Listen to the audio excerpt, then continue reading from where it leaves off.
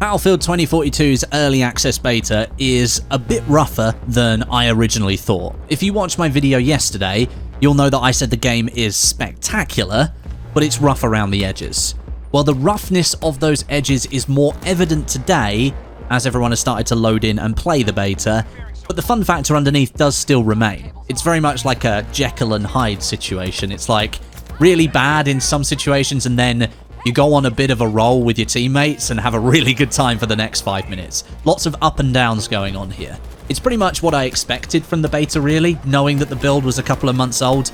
But in this video today, I just wanted to give some of my feedback at this stage, having played about 6 hours of the beta since it went live, and then, of course, those 3 hours that I played the other day at the Behind Closed Doors event. I believe the builds are exactly the same. Not 100% sure, but I think they're the same, so I just wanted to give some feedback. And today's video is sponsored by Alienware and their Aurora desktop gaming PC. It's packed full of the latest and most powerful hardware. We've got an Intel 11th Gen i7 processor in there, an NVIDIA GeForce RTX 3080 graphics card, and 16 gigabytes of RAM.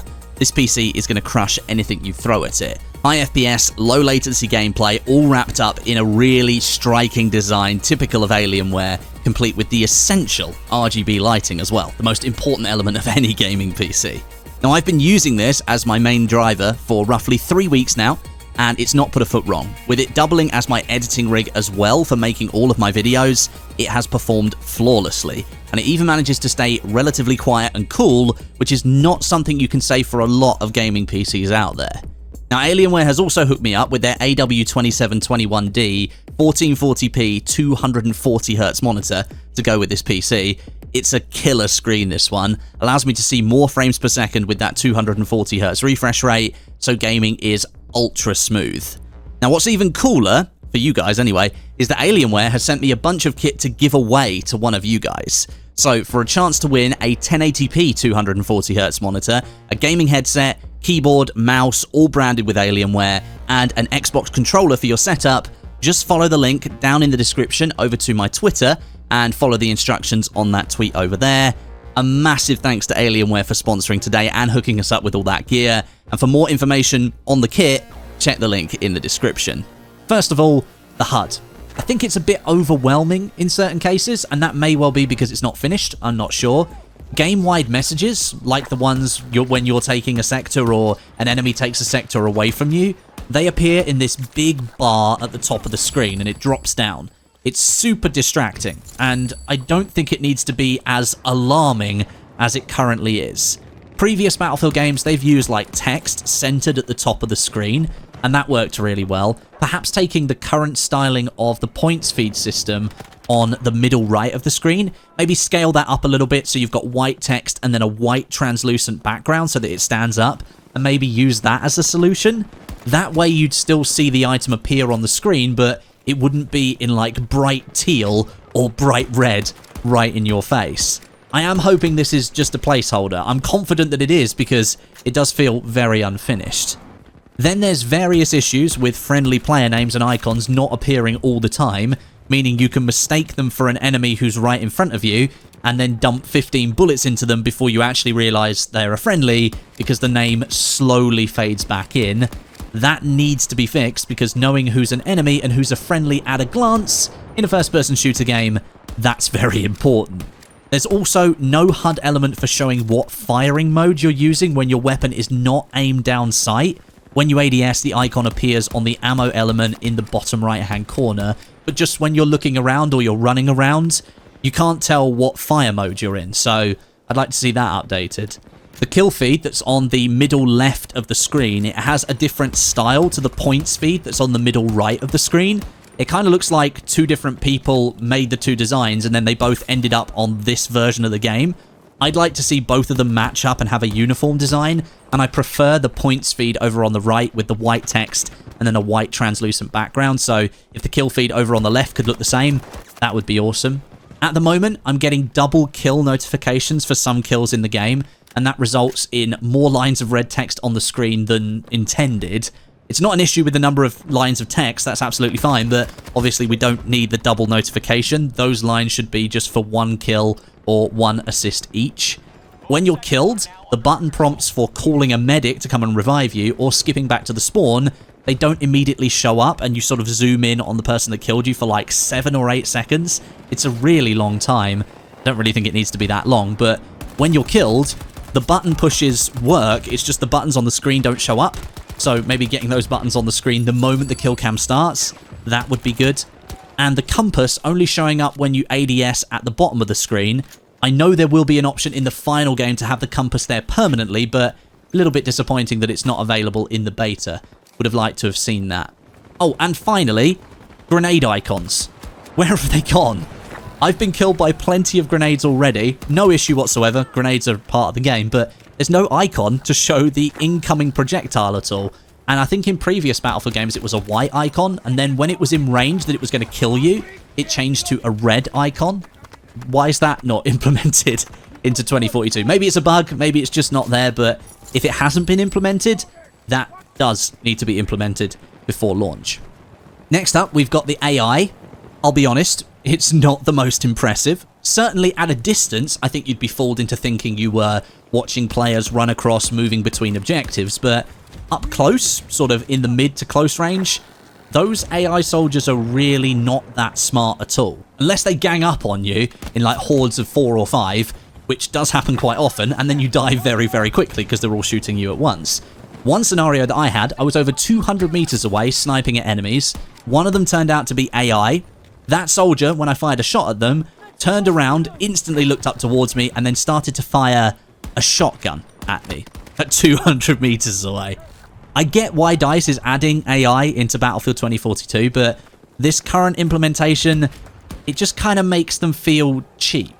I'm not really sure what can be done at this stage, but I expected something more advanced, if I'm being brutally honest.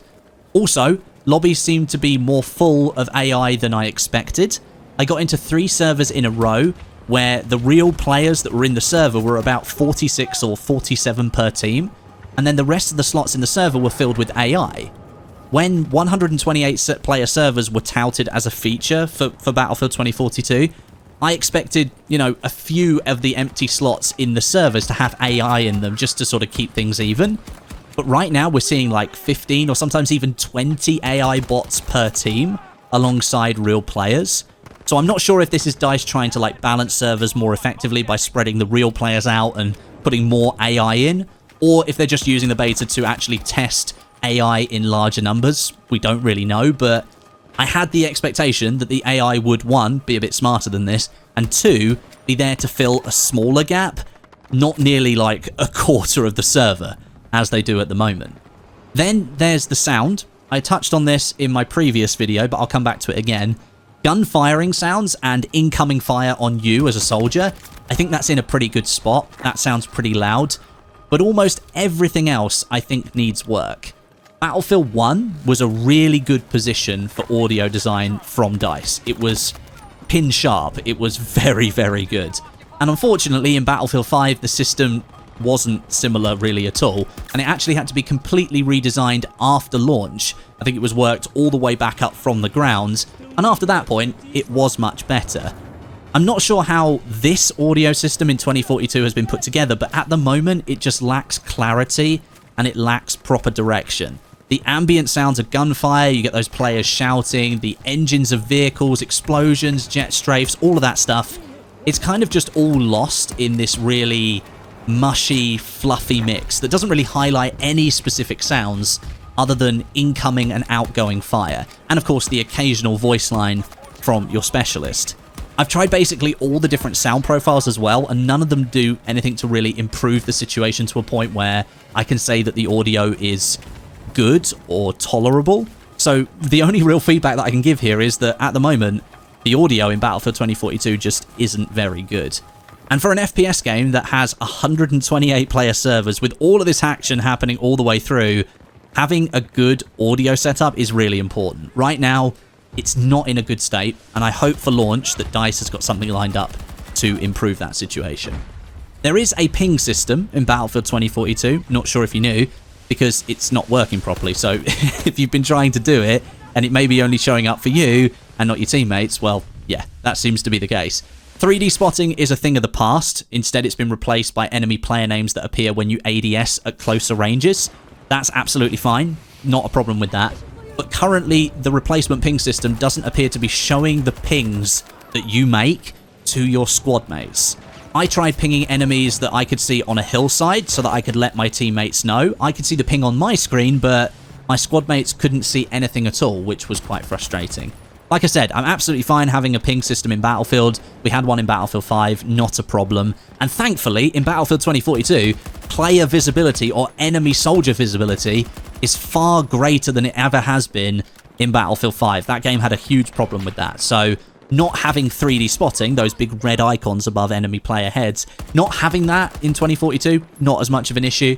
But right now, there's very little that I can really use to describe enemy player locations to the people that I'm playing with, other than shouting, look, he's over there, behind that crate on the left.